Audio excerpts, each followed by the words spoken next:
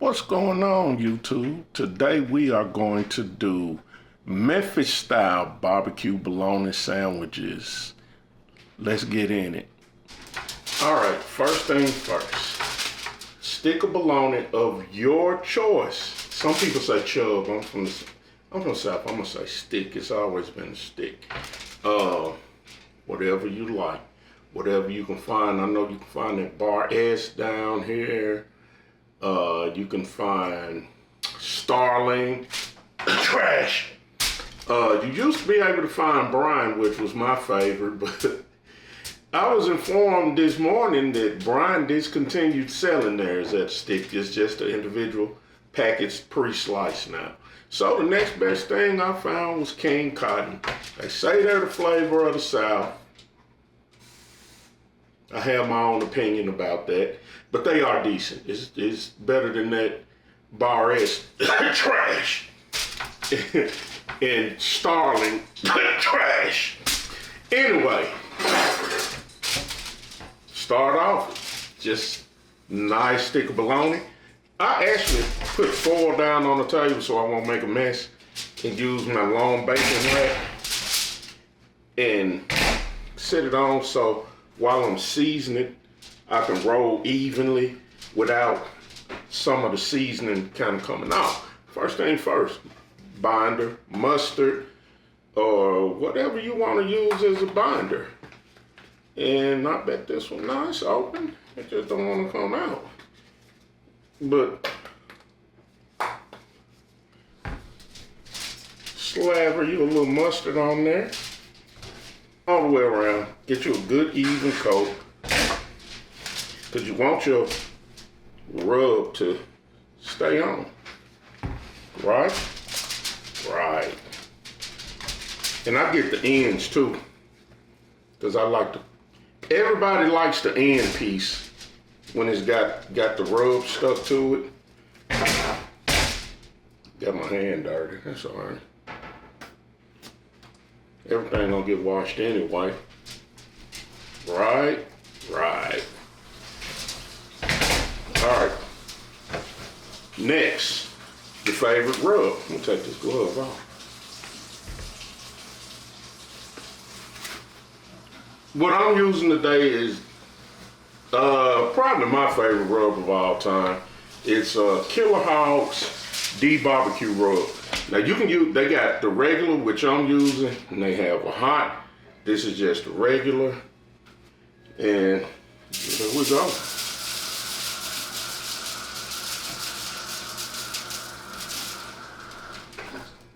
Turn it over.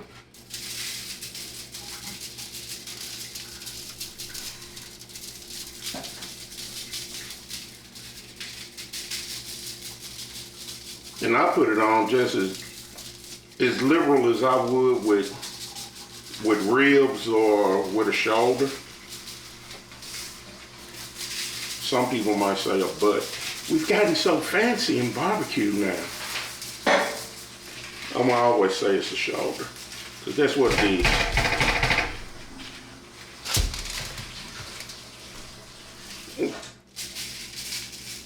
And the baker's rack actually works pretty good when you do this. So if I get it with one hand, go on top, flip it over.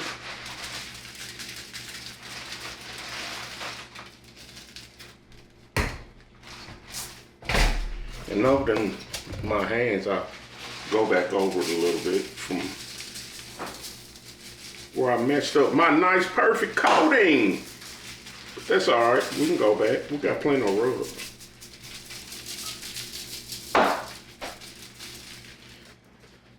And that's it for now. So we're gonna let this sweat in 15, 20 minutes while we go fire up the pellet grill. Be right back. All right, we outside. I'm gonna fire up the TRAEGER. It shouldn't take too long. I'm not gonna do a slow smoke. I think I'm gonna set it for about 250 and let it roll. Love that screen.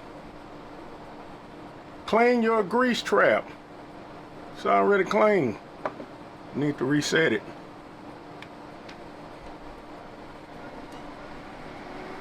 And she is igniting. Here's a quick tip on pellet grills about cleaning and maintenance. I've had mine, I want to say I've had this 7 years, and I haven't had any problems. I see where people have problems, but every 20 hours I clean it, I vacuum it out, vacuum out the fire pot. So as long as you keep them maintenance and clean, they'll run, and it runs pretty good. I have had no problems out of it. But the best thing when it's time to maintenance it, buy you a little shop vac, vacuum out all of the dust and the ash. Make sure you clean the fire pot. Happy fire pot make a happy grill. You won't have no problems. All right. All right. Grill is preheated, is warmed up. We ready to rock. Open it up. Gonna set it right here in the middle. Now on the Traeger, on the Ironwood 885 anyway, I think some of the what they call them, Timberwoods, if you remember.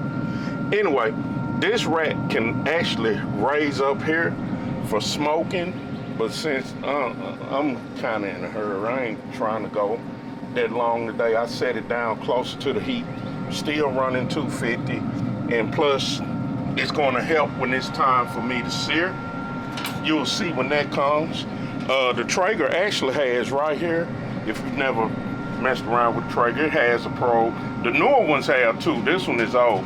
But today I'm using my trusted ThermalWorks Signal because I just like it. And we're gonna thread the needle through there. Stick it in. Shut it down. Turn this on. Come. And we're going to, because my cameraman is, I think she drunk. I think she drunk. We ain't even started drinking yet. But anyway, set it to 165 and we'll come back and take it off at 165. We'll let it rest. Tin it, let it rest, slice it up. Then we'll sear it and make some good sandwiches. All right, so we've reached the desired temp, 165. We're gonna look at it and see what it looks like. And voila, there we have it. Let's take that out. So at this stage, some people before it's done, take a little sauce and pour it over it. You can do that. I've done it. It kind of gets messy. So I'm gonna show you another way that you can do it that's not as messy, still messy, but not as messy. Be right back. Okay, there are 2 or 3 ways you can do this. Today we're going to do it on the grill with our grill grates. They're made of, oh man, I've had them so long. Aircraft aluminum, I want to say. Anyway, there are 2 sides to them. You got this side, which you can do steaks, chops, chicken. Oh my goodness, do boneless chicken thighs on them, hot and fast, and everything is hot and fast. And when they look like this, you might think they're dirty. This is how they're supposed to look. They're seasoned. They are truly meant for hot and fast cooking and for searing. When I turn them over like that, it's almost like a flat top. So you can do burgers. I'm about to show you how to do the bologna. Also with the bologna, you can put a cast iron skillet on the grill and do it. I wouldn't recommend that one. Just take it in the house and put it on the stove if you're gonna use the cast iron skillet. But the neat thing about the grill grates is they have like a lock and tongue system. Yeah, let me get it right. I'm backwards again. Here we go. And you just slide it in, and there you have it. And it's 3 of them. And they are specific, with pellet grills, they are specific to what kind of grill you have. So if you're going to order them, you might need to know that.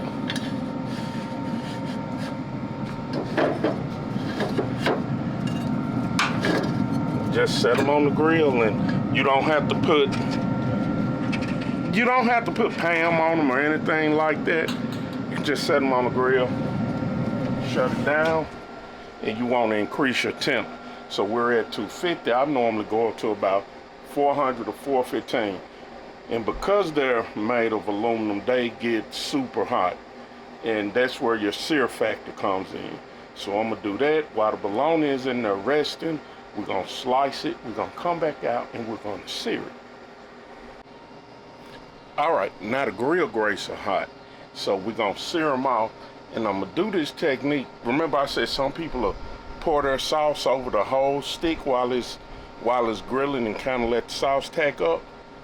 I do it different. We got a friend, Mary, who taught us this. I don't know what happened. We were sitting around the house one day and wanted some barbecue bologna, and then nobody want to get on the grill. So Mary fried bologna sandwiches in a cast iron skillet and just poured the sauce on it while it was frying. It kept flipping it over, and voila, there you had barbecue bologna without the smoke, of course, but it was still pretty good.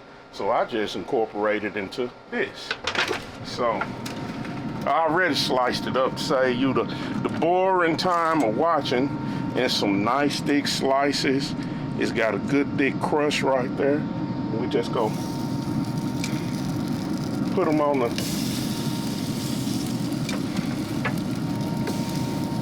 and let them sear. I should have let them get a little bit hotter, but that's okay. It'll do the job. All right, so we got them searing. I actually put them on a little too early. I should have let the grill grates get a little hotter, but that's all right. So they searing real nice. We like that kind of sear. So, well, I'm gonna flip them back over. I'm gonna show you what we're gonna do with the sauce. Use any kind of barbecue sauce that you want. This just happens to be one of my favorites. Mr. Heath Ryle sweet barbecue sauce. So we're gonna put the sauce on it, and don't be scared of it. Put it on there. Put it on there. Shit, saying I might actually be a pretty good pancake pour the way I pulled that on.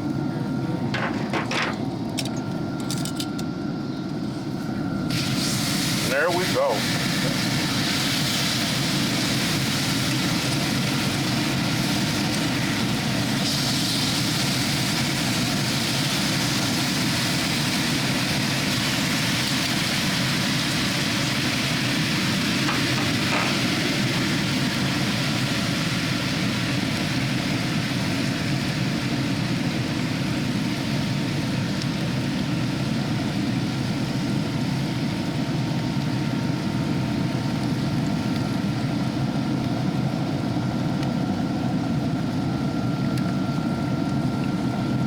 That's that end piece that everybody likes. One last flip.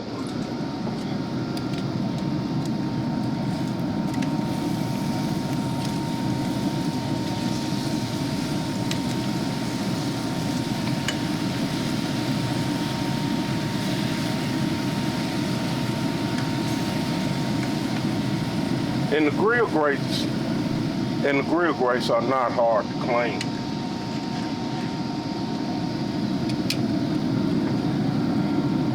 Actually, after that flip, we can really take them off.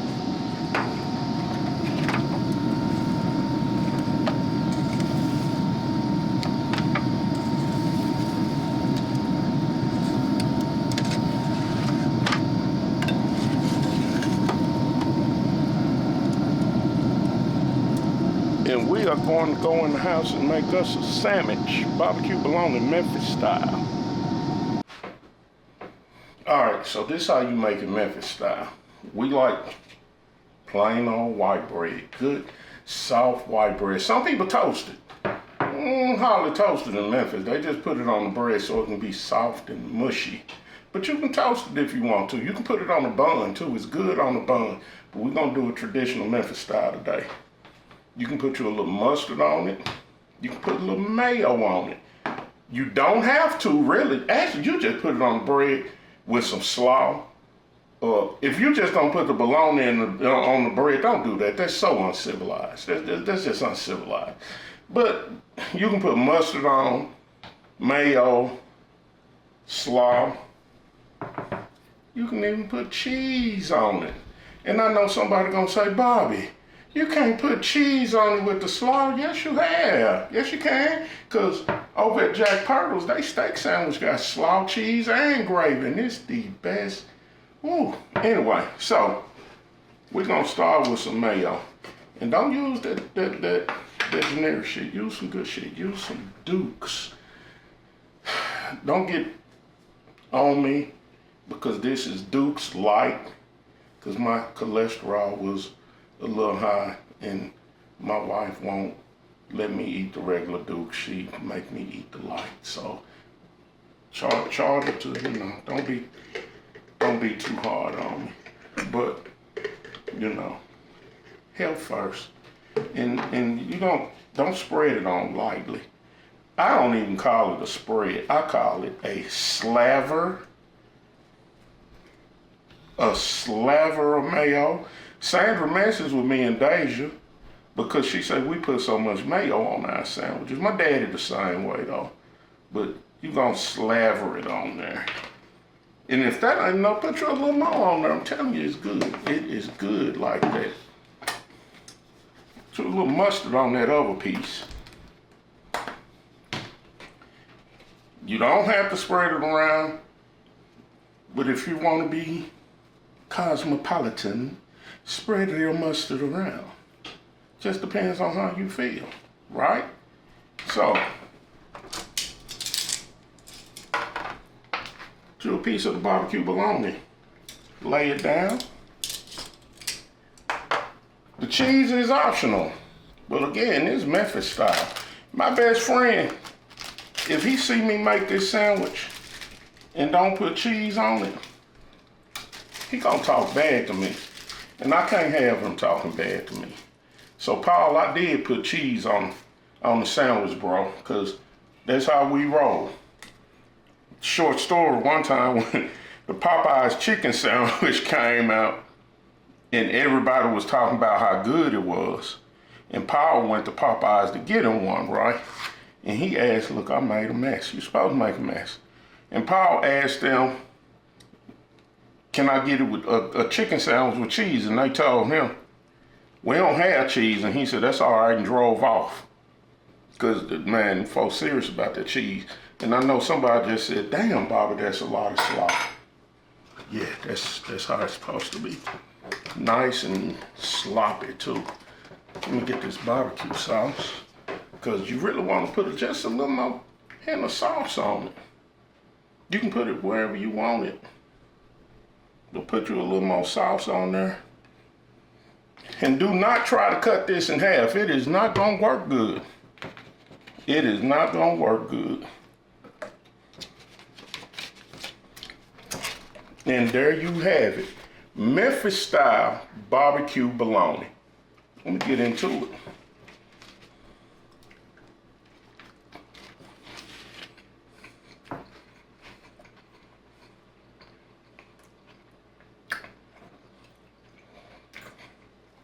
That's pretty good.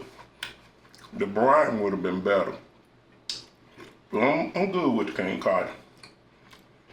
And make sure you got plenty of napkins.